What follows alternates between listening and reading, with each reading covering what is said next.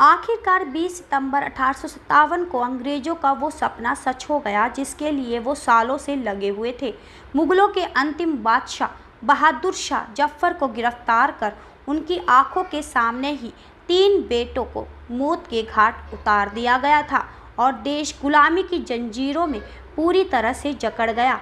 आइए जानते हैं इस वीडियो में इस पूरी घटना का किस्सा।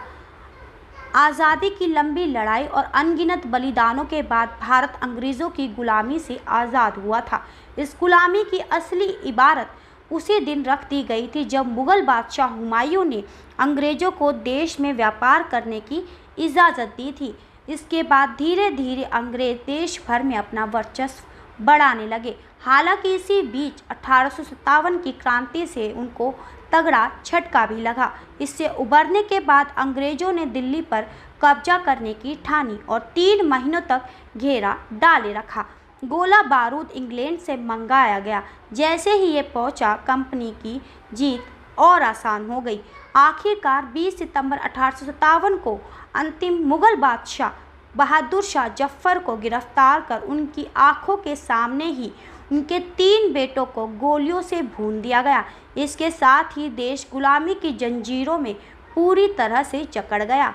इसी घटना का पूरा किस्सा आइए इस वीडियो में दिखाते हैं। ब्रिटिश साम्राज्य के खिलाफ मई 1857 में भारतीयों ने आज़ादी की पहली लड़ाई शुरू की थी।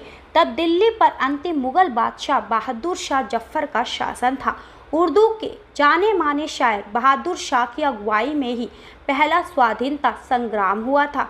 इससे अंग्रेज येन केन पराक्रम निपटे और आखिर में मुग़ल बादशाह को नेस्तनाबूद करने की ठान ली गई।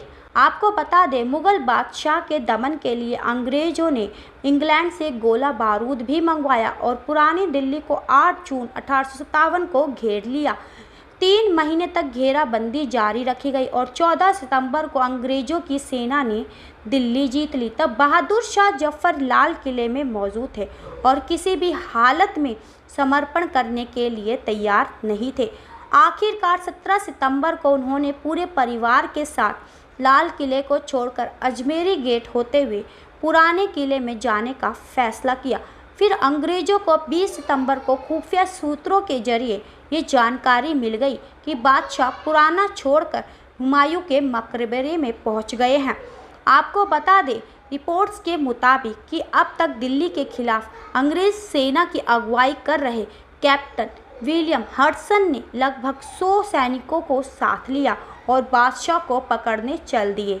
हडसन को इस बात का अंदेशा पूरा था कि हुमायूं के मकबरे पर मौजूद बादशाह के लोग और क्रांतिकारी पता नहीं उसके साथ क्या सलूक करे। इसीलिए पहले उसने सैनिकों के साथ खुद को मकबरे के पास खंडरों में छिपा लिया। फिर बादशाह को सरेंडर करने के लिए मजबूर कर दिया। उन्हें कैदी बनाकर उसी किले में ले गए जहां कभी बादशाह का आदेश चलता था। तारीख थी 20 सितंबर 1857। इसके साथ ही भारत पर अंग्रेज़ों का शासन पूरी तरह से कायम हो गया। कैप्टन विलियम हडसन ने बादशाह को पकड़ने के लिए हुमायूं के मकबरे पर डेरा भी डाला।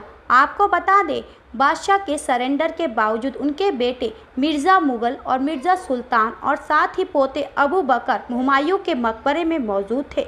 21 सितंबर को उन्हें भी समर्पण के लिए मजबूर कर दिया गया। 22 सितंबर हडसन तीनों शहजादों को लेकर लाल किले के लिए निकला। तीनों को बताया गया कि उन पर लाल किले में मुकदमा चलेगा।